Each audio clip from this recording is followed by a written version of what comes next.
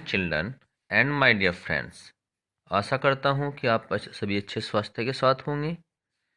तो जैसा कि अभी तक आपने पढ़ा है कि जो हमारा एडजेक्टिव होता है वह 9 प्रकार का होता है, लेकिन इसमें से अभी तक आपने 8 प्रकार पढ़े हैं। तो आज का हमारा जो टॉपिक है आगे का,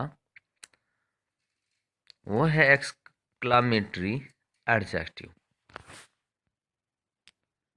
एक्सक्लामेटरी एडजेक्टिव को हिंदी में विस्मयादिबोधक विशेषण कहते हैं। विस्मयादिबोधक विशेषण, जैसे इसके नाम से ही पता चलता है कि इसमें जो हमारे शब्द इस्तेमाल किए जाते हैं वह शब्द इस्तेमाल किए जाते हैं जो किसी भी वाक्य में आश्चर्य को प्रकट करते हो। तो यहाँ पर क्या है, this adjective is also a part of speech, means यह जो विशेषण होता है यह भी हमारे भाषण का ही एक हिस्सा होता है।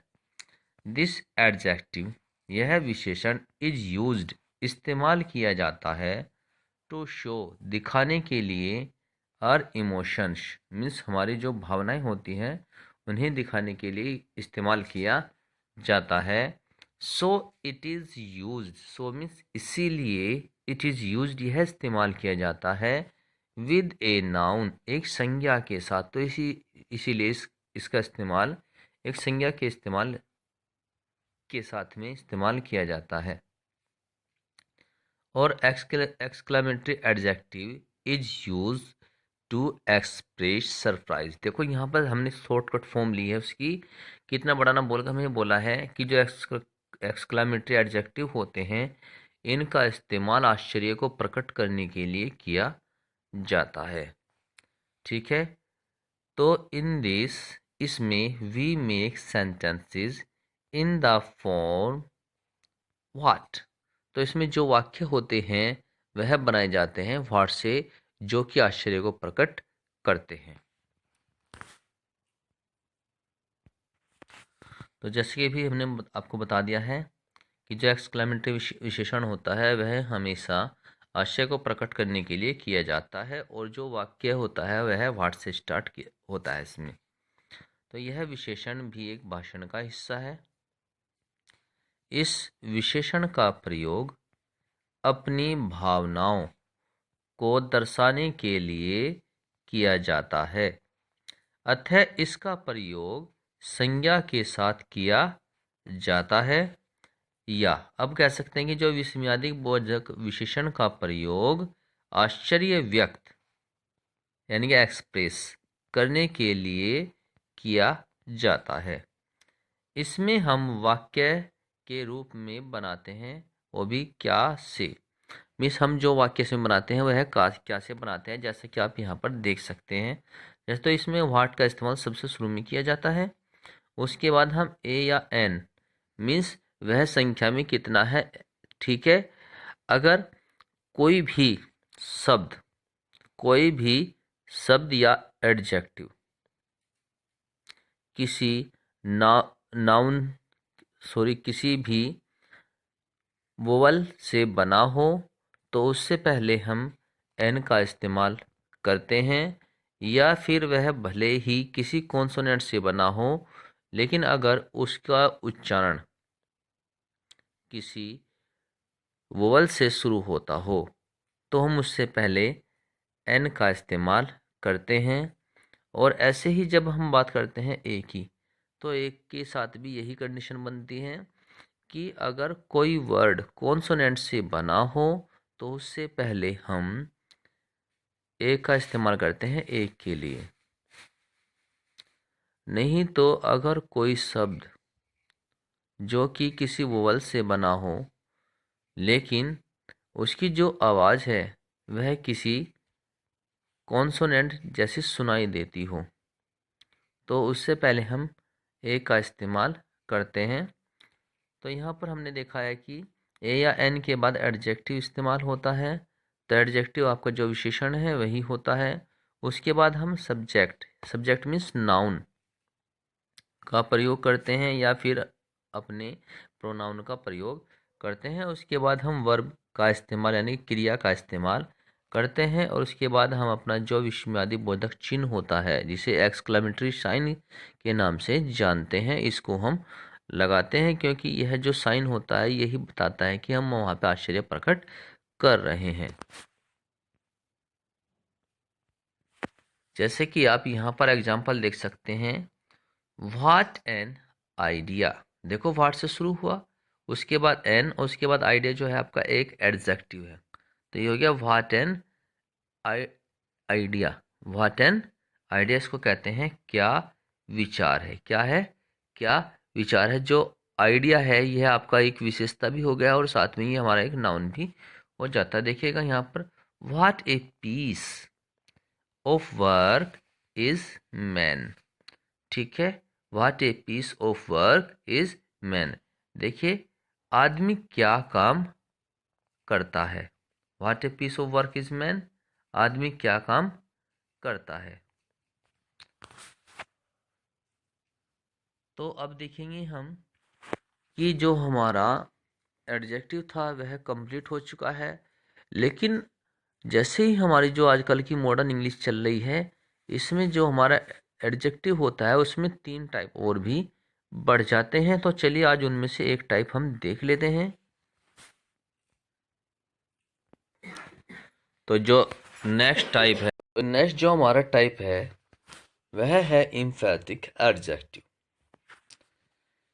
एम्फैटिक एडजेक्टिव, इसे हिंदी में बलवाचक विशेषण कहा जाता है। तो जो हमारा एन एम्फैटिक एडजेक्टिव होता है, तो ये एक प्रकार का स्टेटमेंट होता है। इज गिवन विद फोर्स, तो इसमें जो भी स्टेटमेंट होता है, ठीक है, जो बयान होता है उसे थोड़ा जोर देकर बोला जाता है। टू शो, यह दिखाने के लिए कि इट इज इम्पोर्टेंट, कि यह बहुत जरूरी है। एन एम्फेटिक डिनायल और रिजेक्शन, ठीक है, इसे स्वीकृत या इनकार करने के लिए, ठीक है, तो कि यह बहुत जरूरी होता है। तो इसमें जो भी बात हम कहते हैं उस पर विशेष जोर देने के लिए ही कही जाती है, इसीलिए हम इनको एम्फेटिक एडजेक्टिव में लेकर आते हैं।